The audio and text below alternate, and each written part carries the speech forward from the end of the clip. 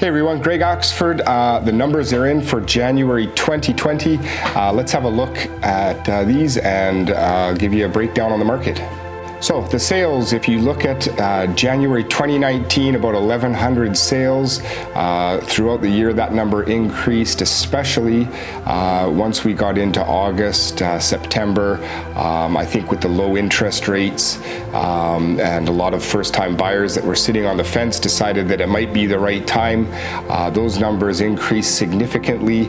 And now if you look at January this year compared to last year, you'll see that we're up sales volume-wise about 30 to 35%. So I'd imagine that will keep on going as we go through the year here. The active listings, so January 2019, there were just over 11,000 active listings. Now keep in mind, the active listings are always going to be the lowest at the beginning of the year. What happens is come November, December, people that haven't sold their home, they take their houses off the market, so that number every year goes down. And then as we go through the beginning of the year into the spring, that number increases and increases. But the interesting thing is if you look at January this year versus January last year, it is significantly less, only about 8,800 active listings as of last month. So that number is low, and that is going to take me into my next point with months of inventory. So the months of inventory, January 2020, about 5.5 months of inventory. What does that mean?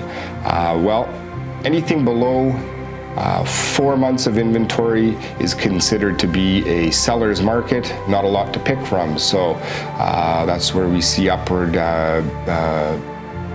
prices head upwards, pressure on pricing, and it always goes up. 4 to 6 months of inventory is a balanced market, and anything over 6 months is considered a buyer's market. It's more to pick from.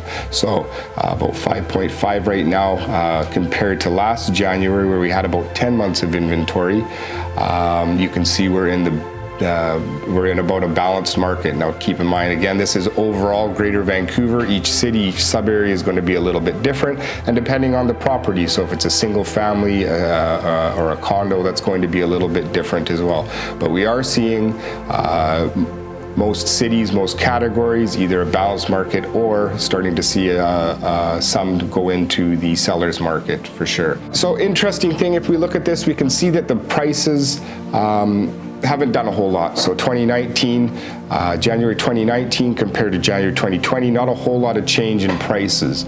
So with the decrease in inventory right now, I'd imagine we'll start to see, if we look at in a couple weeks at the February stats, and as we go through into the spring, I would guess that the prices will start to come up a little bit here.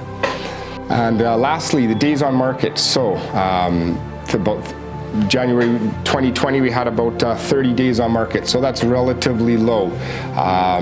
And if we look at the stats at the end of this month in February, I'd imagine it will be even lower. So stuff is selling quickly.